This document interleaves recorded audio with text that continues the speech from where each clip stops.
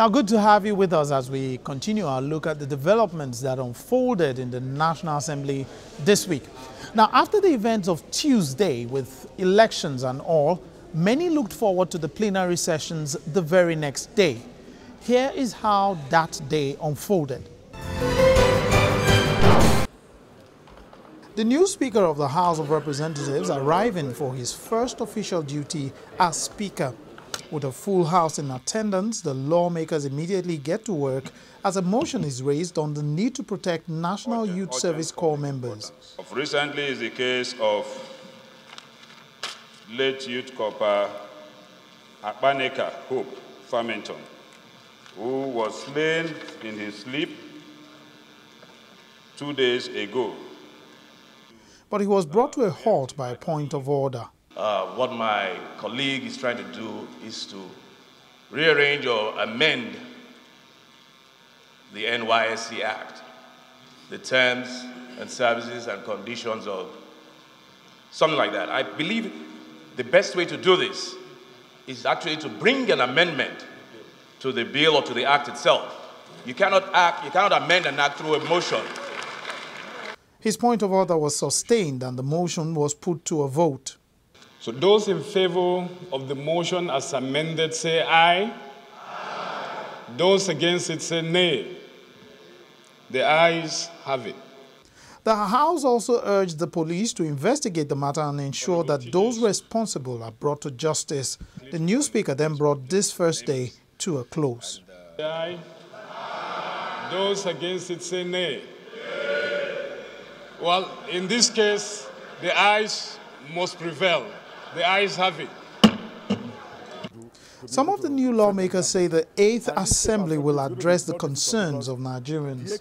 Since our President has spoken and he has a determination to help achieve that, and we are agents of change, which we are going to give him all the maximum cooperation to help him achieve all his objectives. I don't want a sleepy National Assembly. I don't want a sleepy 8th Assembly. I don't want a 8th Assembly that will pretend like all is well with Nigerians. It's not. The 8th Assembly is set for business, and under the leadership of His Excellency Right Honorable Yakubu Dogara, he has assured that he will carry everybody along. His leadership will obviously bring Nigerians first, ensuring that issues that matter most are put on the table. The House has adjourned proceedings to the 23rd of June. It is expected that by then the remaining principal officers of the House would be announced.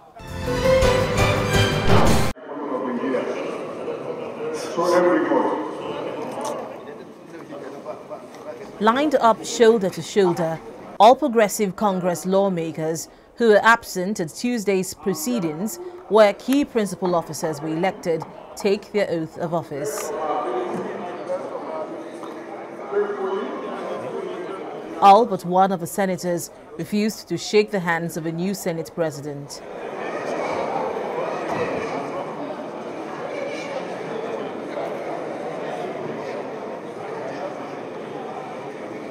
A few minutes into the proceedings, an APC lawmaker raised a point of order accusing the Senate of violating his privilege with the way Tuesday's elections of two key principal officers in the Senate were conducted. When I was away and a lot of other members of this Senate, especially were away attending the meeting with the Speaker. This Senate went ahead,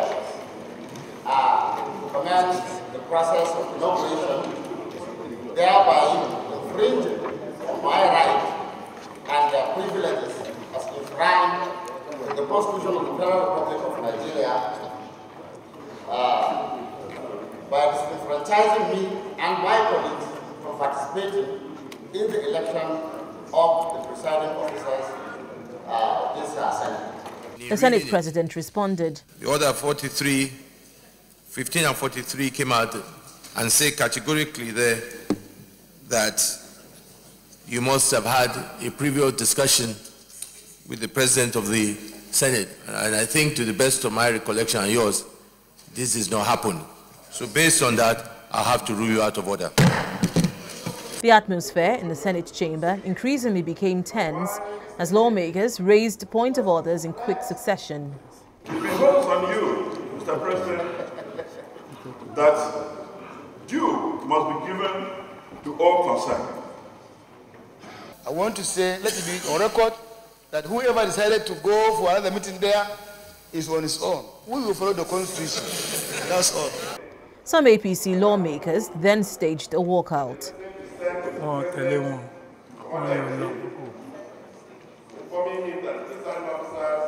They headed straight to a meeting room to brief journalists. We did not say that the quorum was not formed for the inauguration.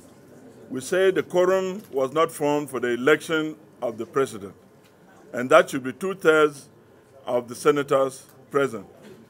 Almost immediately, another group of lawmakers, this time in the camp of a Senate president, dismissed the allegations made by lawmakers loyal to Senator Ahmed Lawan.